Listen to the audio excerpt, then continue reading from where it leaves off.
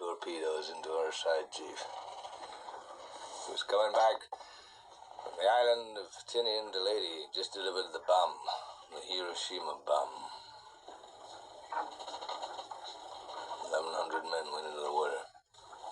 Vessel went down in 12 minutes. Didn't see the first shark for about half an hour. Tiger, 13-footer. You know that when you're in the water, Chief? You tell by looking from the dorsal to the tail. What we didn't know was our bomb mission had been so secret. No distress signal had been sent.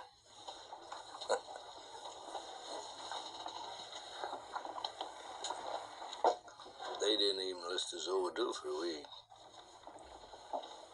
Very first light, Chief. Sharks come cruising.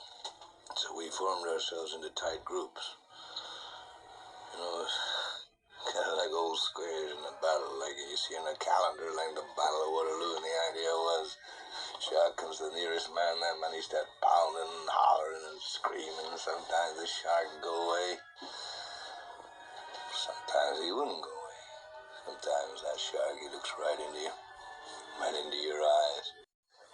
Lifeless eyes, black eyes, like a doll's eyes. When he comes at you, doesn't seem to be living until he bites you. And those black eyes roll over white, and then you hear that terrible high-pitched screaming. The ocean turns red. In spite of all the pounding and the hollering, they all come in and they rip you to pieces. By the end of that first dawn, lost 100 men. I don't know how many sharks, maybe 1,000. I don't know how many men. They average 6 an hour. On Thursday morning, Chief, I leave a baseball player, bosun's mate. I thought he was asleep. Reached over to wake him up. Bobbed up and down in the water. It was like a kind of top. Upended. Well, he'd been bitten in half below the waist.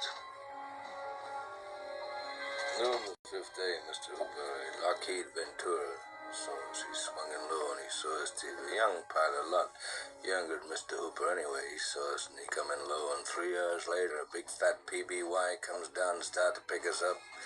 That was the time I was most frightened, waiting for my turn. I'll never put on a life jacket again.